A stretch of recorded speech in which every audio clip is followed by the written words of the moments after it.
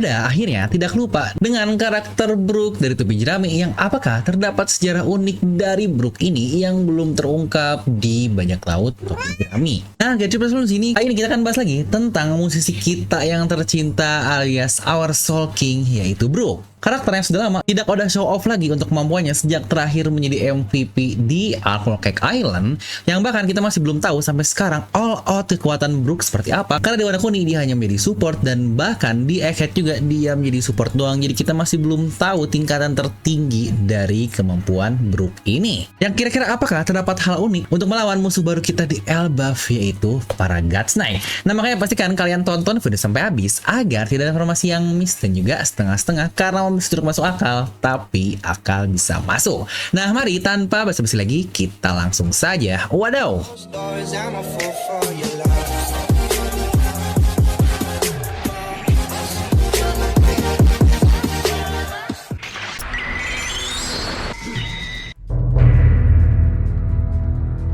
Di mana Brook sudah banyak sekali misteri yang terdapat dari buah iblisnya di Yomi Yomi Nomi. Tetapi sebelum kita masuk ke pembahasan buah iblisnya, yang bahkan kehidupan dari Brook ini masih banyak banget hal misterius. Selain dia yang mantan dari kapten kerajaan lah, tahu-tahu berubah menjadi bajak laut, tahu-tahu kematian pertama yang membuatnya bisa hidup kembali. Yang bahkan setelah pertemuannya dengan Gods Knight yaitu Gunko, Brook ini satu-satunya orang yang langsung tahu kalau mereka adalah Gods Knight, yang bahkan ngomongnya santuy banget seakan-akan Brook banyak tahu tentang Gods Knight tersebut. Dan juga yang terbaru, kata-kata misteriusnya kepada Gunko dengan bilang, jangan-jangan wanita itu adalah yang kenapa Oda memotong di bagian yang penting ini.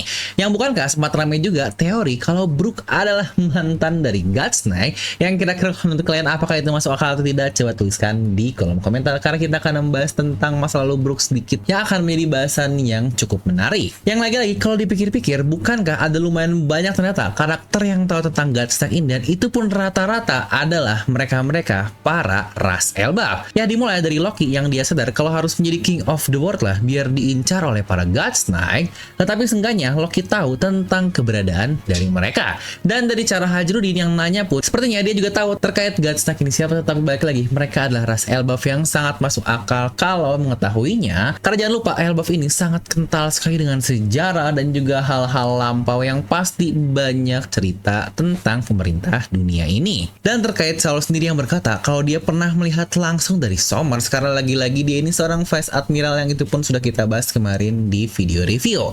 Dan untuk karakter-karakter manusia yang tahu sejauh ini tentang Gods Knight hanyalah Brook doang, dan juga jangan lupa dia adalah ketua dari revolusioner alias Monkey D. Dragon. Dia pula adalah karakter pertama yang menyebutkan Gods Knight di satu serial One Piece, dan itu pun bahkan setelah berjalan 1000 chapter lebih. Yang untuk kita sendiri pun masih belum tahu entah dari mana Dragon mengetahui tentang Gods Knight ini, apakah dari petualangannya mencari sejarah dunia, atau bahkan langsung kepada orang-orang yang beririsan dengan para Gods Knight ini, yang itu pun sepertinya sudah bisa kalian tebak, alias para founder revolusioner lainnya yaitu Kuma dan juga Ivankov, karena jangan lupa dua-duanya terlibat insiden God Valley dan terdapat Gods Knight juga, bahkan seorang Gorosei. Ya, mungkin saja Dragon mendengarkan ceritanya dari sesama rekan-rekan foundernya tersebut. Tetapi bukankah kalau kita sadar terdapat orang lain juga nih yang ikut andil di insiden tersebut, dan sekarang orang itu juga ada di Pulau Elbaf dan akan berperang juga.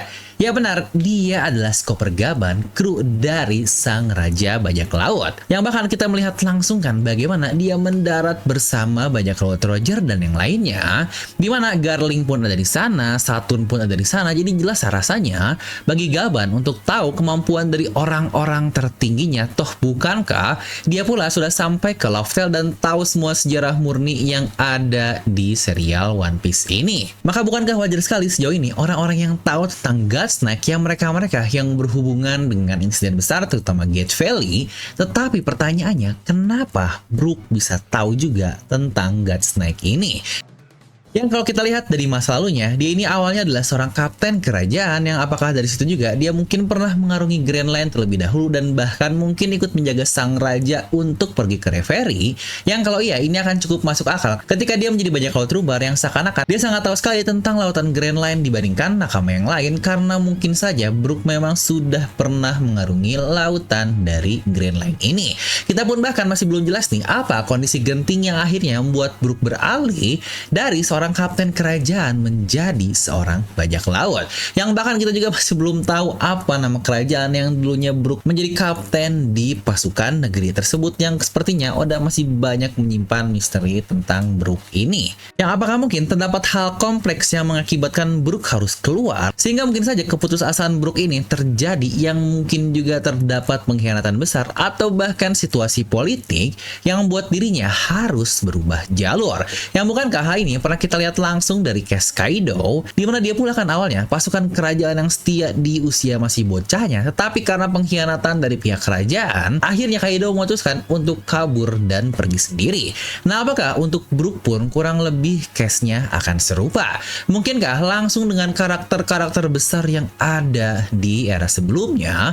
Dan itulah yang menghubungkan Brook dengan kejadian penting yang mungkin pernah terjadi juga di dunia One Piece jauh sebelum bersama kru dari Topi Jerami, karena jangan lupa usia Brook saat ini 90 tahun, usia yang lebih tua dibandingkan Rayleigh, Roger, Gaban, bahkan Vigarland Gareng ini sendiri seharusnya sudah lebih tua untuk karakter Brook. Yang kalau kita lihat juga dari cara berpedang Brook, mungkin kalian sadarkan kalau dia ini tidak benar-benar murni seorang pendekar pedang seperti yang lainnya dengan sabetan dan sebagainya, tetapi Brook lebih ke arah fencing atau anggar dengan teknik menusuk dengan pedang soul solid yang dia miliki tersebut. Dan lagi-lagi buat kayaknya sangat familiar untuk permainan anggar ini, yang bukankah anggar ini bisa dibilang adalah olahraga bangsawan karena banyak sekali hal-hal mahal yang perlu dipersiapkan untuk mengikuti anggar ini. Makanya biasanya kan orang-orang yang ikut anggar disebutnya sebagai olahraga mewah, dan untuk bisa sejago Brook biasanya pula butuh latihan dari kecil alias dari anak-anak sampai seusia dewasa agar menjadi orang yang hebat.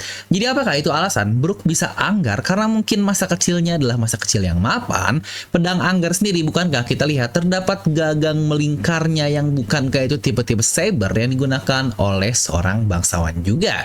Atau bukankah semua God Snake memiliki pedang bentukan seperti itu, seperti Garling, Samrock, bahkan Shanks juga? Lalu juga Gunko dengan panah arrow pun sama terdapat gagang di pedangnya ini. Cavendish pula yang disebut bangsawan memiliki tipe pedang yang serupa dan bahkan cara menggunakannya pun dengan tusukan seperti anggar ini. Yang tidak hanya itu, jika kita melihat cara ngomong Brook yang wow, saya selalu takjub sekali sih jika Brook ini ngomong karena sangat-sangat sopan sekali. Yang sangat mirip juga seperti para Gorosei dan God Snake yang lagi-lagi tetap berbicara untuk mereka-mereka para bangsawan. Kalau mereka berkata kasar ke manusia yang notabene serangga, tetapi kata-kata yang mereka gunakan saya selalu suka karena sangat-sangat sopan, halus banget. Mungkin buat yang baca versi Indonesia tidak banyak mendapatkan nuansa untuk translatannya, tetapi mungkin untuk baca yang versi Inggris, apalagi di versi Jepangnya, itu benar-benar full sopan banget dari pemerintah dunia seperti God Snake dan Gorosei. Dan Brook pun sepanjang karakternya Oda selalu berucap dengan kata-kata yang sopan juga. Ya mungkin ini kali ya yang membedakan para bangsawan dengan para kaum rendahan, mungkin dari ketawanya juga. Bukankah berbeda sekali ketawa orang kaya itu udah seperti keluar uang dari mulut?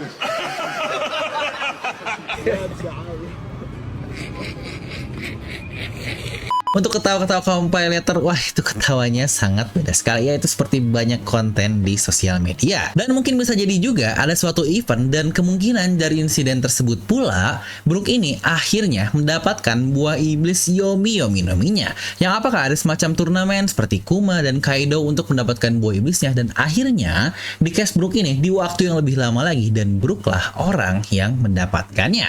Karena mungkin walau terkesan simpel, Yomi Yomi ini kemampuannya sangat-sangat misterius sekali. Kita aja bahkan masih belum tahu gimana cara membuat Brook untuk mati. Yang dalam kata lain, term immortal sebenarnya adalah lebih cocok dimiliki oleh musuh kita, yaitu Brook ini. Nah, lalu terkait buah iblis sendiri, entah gimana saya merasa jangan-jangan kemampuan Brook pula akan menjadi semacam kunci untuk melawan kekuatan iblis dari pemerintah dunia. Karena seperti yang tadi saya bilang, dia bukan hanya hidup kembali, tapi bahkan bisa mengambil kemampuan underworld yang seakan-akan terdapat ikatan dimensi spiritual yang Brook raih juga.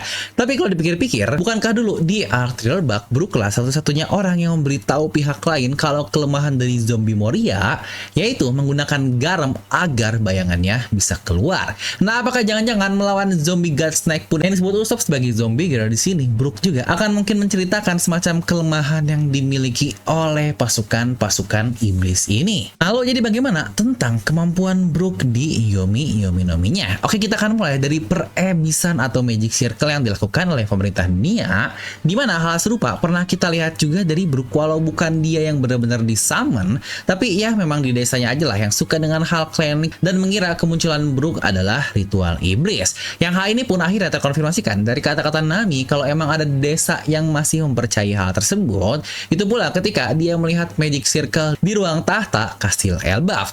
Yang menariknya di situ Brook disebut sebagai Satan sama, yang lagi-lagi kita juga tahu kan Satan adalah tingkatan tertinggi dari berbagai macam iblis yang ada, yang sejujurnya kalau kita hubungkan kepada Imo, mungkin nanti dia lah sosok Satan sebenarnya, karena dia pula sosok yang kita lihat dari mural piece yang bentukannya sangat mirip seperti iblis atau raja iblis. Tetapi untuk Brook sendiri jangan lupa ya, dia pula disebut sebagai raja, yaitu Raja Arwah alias Soul King, another king lagi dari para periblisan, dan mungkin pula dia akan menjadi semacam rajanya, yang apakah ini akan menjadi foreshadow dari Oda untuk pembentukan karakter dari Brook ini. Karena kalau kita lihat kemampuan Brook yang berfokus ke arah musik, dan musiknya juga bahkan tidak hanya musik biasa, tetapi dapat menghipnotis orang-orang untuk melakukan apapun yang Brook inginkan. Lucunya bahkan di chapter 635 ketika arc dari Fishman Island, kita melihat momen Brook berbayang di bulan yang persis seperti ala-ala nikah, yang pada saat itu tentu saja pernikahan ini kita masih belum tahu seperti sekarang. Yang kalau kita lihat salah satu kemampuannya tentang hipnotis, atau dalam kata lain untuk mempengaruhi orang lain, yang bukankah itu juga tugas dari Satan yang diberikan oleh Tuhan untuk mempengaruhi manusia. Dan terakhir kemampuan dari Underworld alias suhu dingin yang dia miliki, yang bukankah ini persis juga dengan kemampuan dari Gorosenus Juro yang menggunakan suhu Underworld untuk membekukan pasifista di Pulau Ehet lalu. Ya benar, dia menyebutnya tetapi tidak benar-benar menyebutnya, yang seakan-akan itu tebasan goib dan membuat musuhnya membeku. Bukankah mirip seperti kemampuan arwah Brook yang tidak benar-benar bersentuhan fisik dengan manusia, tetapi bisa memberikan hawa dingin dan bahkan membekukan musuhnya secara langsung. Nah, dengan semua kemampuan unik yang berhubungan dengan periblisan atau demon yang digunakan oleh para God's Knight, apakah Brook akan menjadi game changer dari kru topi jerami dan Elbaf untuk bisa melawan balik pasukan God's Knight di Elbaf ini? Yang kira-kira kalau menurut kalian gimana cara untuk melawan God's Knight, bisa tuliskan di kolom komentar. Yang apakah Brook akan memiliki peran penting, atau bukankah dia ini karakter yang tidak bisa mati, kepala copot, tenaga hancur juga sebenarnya tidak akan bisa membuatnya mati, karena lagi-lagi arwahnya lah implementasi dari buah iblis Brook, dan itulah yang membuat Brook untuk tetap hidup. Dan kita masih belum tahu gimana cara melukai arwah yang notabene adalah goib tersebut. Jadi coba tuliskan pendapat kalian di kolom komentar di bawah, dan itu aja untuk video kali ini. Seperti biasa, like aja kalian suka, dislike kalau suka, jangan lupa untuk subscribe dan juga share ke teman kalian. Gue Dev pamit, and I'll see you guys next time.